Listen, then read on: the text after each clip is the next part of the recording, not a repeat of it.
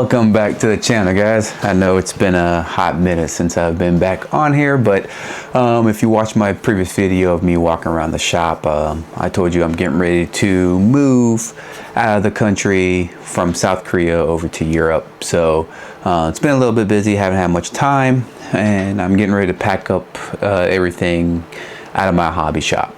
So what we're going to do today is I'm going to get back into the Mini Zs. Now I've had this is my very first Mini Z. There is a video somewhere, I'll put it at the end of the cards, and basically this is the MR020, right, the all drift. It's pretty much stock.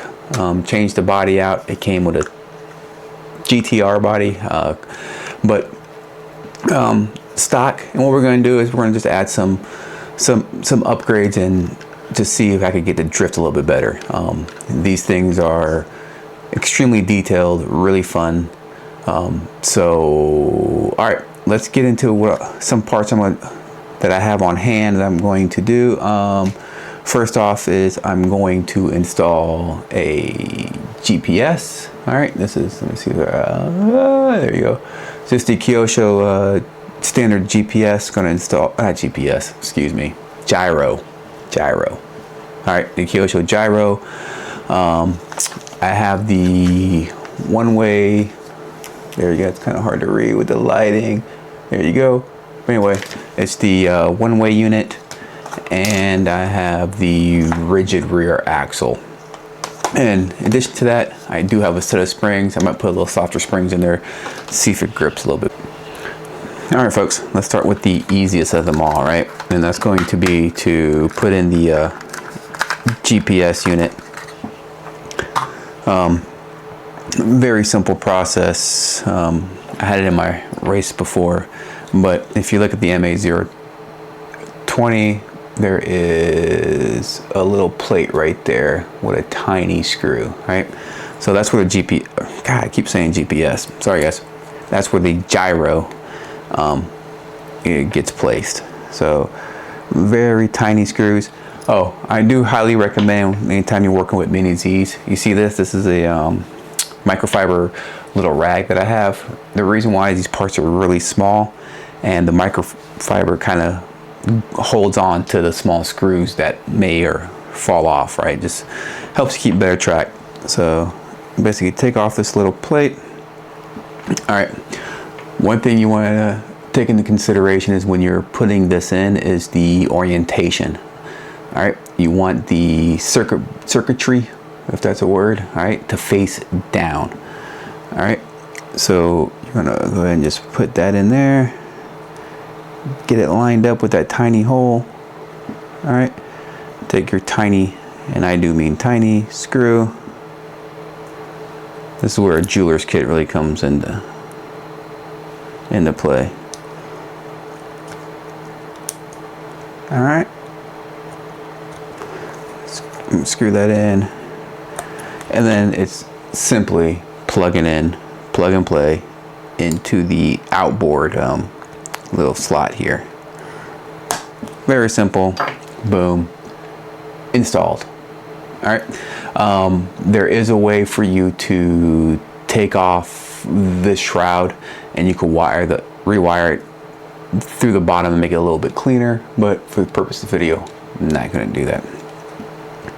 All right, so we'll break this down. I'm not sure if I'm going to do both parts, front and back, today, but what we're definitely going to do is we're going to do what appears to be the most difficult one, the one-way, front one-way. All right, so that's where we're going to start. Do be patient with me. I have never installed this before, and I'm by no means an easy expert, but can't be that difficult, right?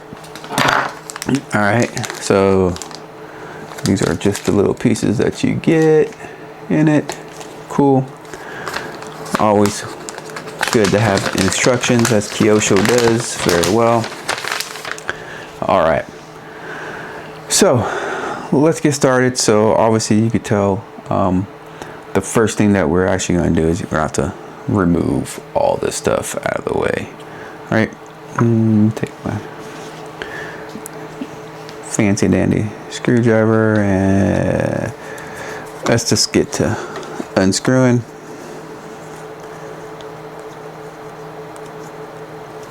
Alright. So one thing I really do love about these Mini Zs is just the scale bodies. I mean, Kyosho does a fantastic job of just, it's just hard to explain, right? So there it is, mostly disassembled. I cut the video because I didn't want to bore you guys with me unscrewing a bunch of stuff. It's not too tricky to take apart. I'm sure you can mess around enough to where you will get it out. All right. So now it's time to take it out. So there's the stock. Oops, sorry. Stock. And let's go and start assembling the new one. All right, I'm gonna put that just off here to the side. And try not to lose any pieces. So again, like I said, highly recommend using one of these rags, or if you have a magnetic type of workboard, that'll work too. But it's just a tip for you. It'll make life a little easier. All right, there's that. And last but not least, all right, so got all their parts and pieces, and let's start assembling. All right, everything appears to be relatively simple.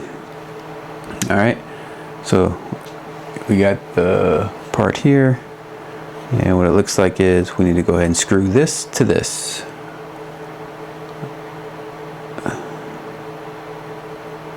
So simple enough, man. And you have to have some good eyesight to really get that in there. All right, appears to be lined up. We shall see if I did a good job. All right, now these screws are tiny. Another tool you're probably going to need is recommend a jeweler's kit. All right, so I'm just going to start screwing in, and hopefully I nailed it. And I can tell you right now, I did not. Sorry, I gotta get some light here. There we go. There we go, I think.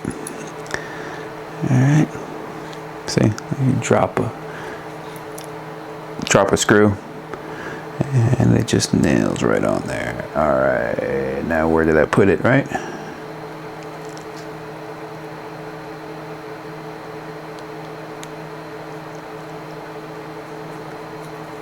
Yeah, did get it there.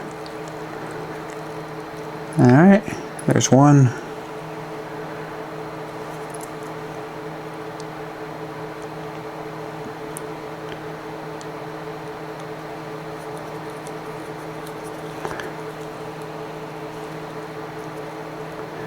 Two.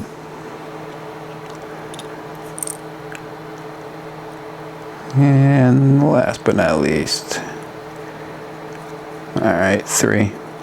So pretty straightforward. Wasn't terribly complicated. All right, so from what it looks like next is you're gonna put one of these little bushings that came with it inside.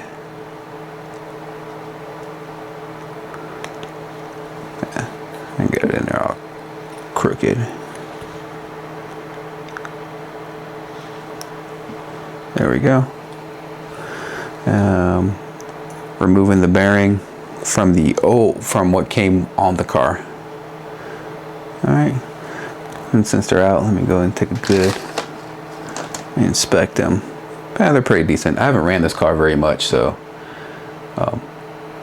shouldn't be that terrible.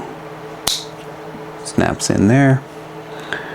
And then next, the cup.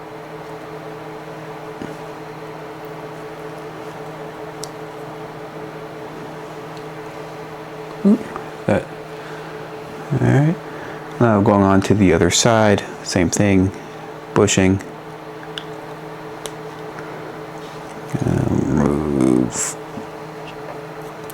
bearing from the old. Bearing on. There we go.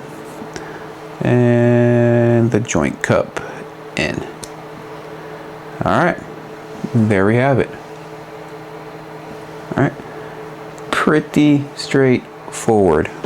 Now, the tricky part is, all right, it's time to put everything back in.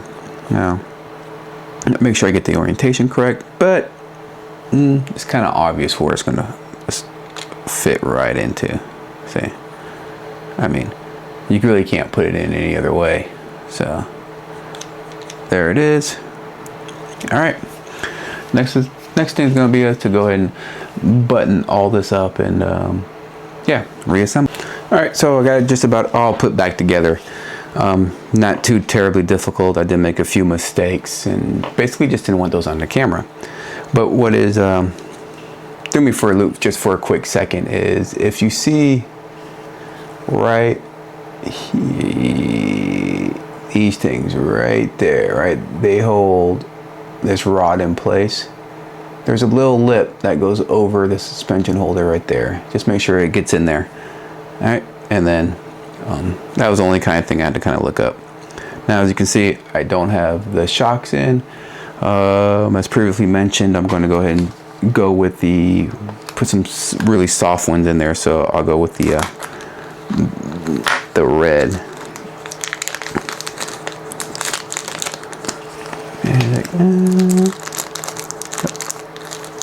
Now, I did buy all these parts here locally in South Korea. I will put links in the comments down below to let you know, just to give you a link of where to actually buy the stuff in case anyone else is interested in doing this upgrade. And I'm sure there's plenty of other videos out there who has already done them. So just gotta decipher the red from the orange and uncoil them because they're together, which is kind of a pain in the butt. All right. I believe I have the red ones. Yeah. All right. So all I'm going to do is just manipulate those in there, probably with a set of tweezers. All right. Basically, I'll compress them down. Right. Maybe, or maybe not. The bad thing about these small ass cars, right, is the finickiness of trying to squeeze stuff in. Oh, so close.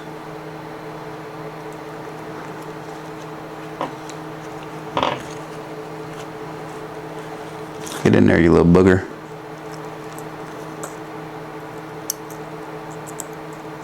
And of course, if you get the right tool, right, it always helps. There you go.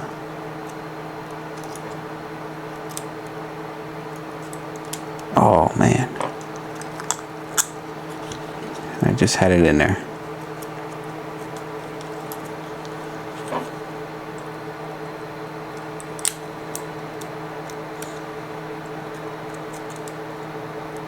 Get it in place, locked in place. Oh, nope, not quite.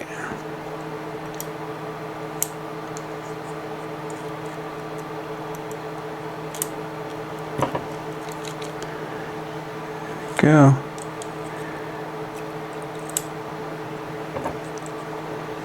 There we go. So that's one down. you see that. One down, one to go. Again, how much this helps, I don't know yet. But we shall see. All right, and back. So the spring that got away from me, it's gone forever. I don't know, it's somewhere in the hobby room.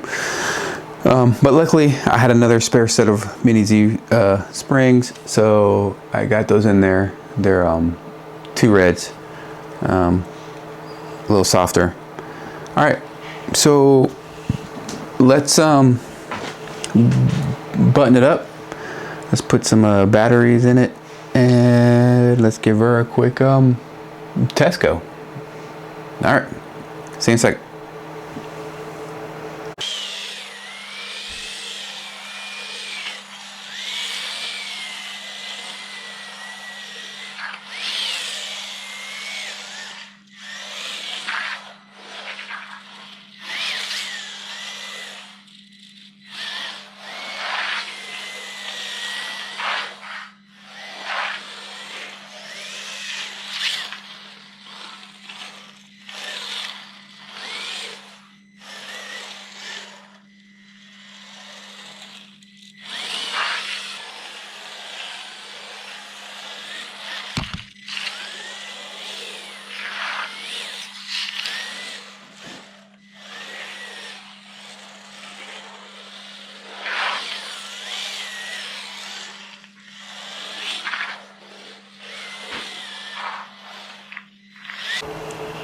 So that pretty much wraps it up for this quick vid. Hopefully it's quick, but so overall you can see a little video, right? I could notice that it turns a lot tighter and is a little more responsive. I think it slides a little better. For the next video I'll put some cones up and actually attempt to drift this thing. But overall we'll see. We'll see how far I go with this. All right, basically they had the parts. I got a cat and clean the floors. It was very simple, relatively simple to do.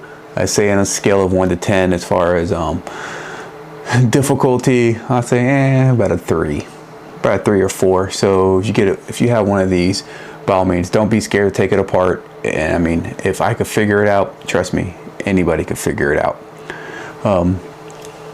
So I'll go ahead and end this video on this one. Please hit that like and subscribe button again. I really do appreciate it. Appreciate you, all the subscribers I have so far. All right, guys. Hey, thanks for riding with me, and see you in the next Mini Z video. All right, see you when I see you. See you.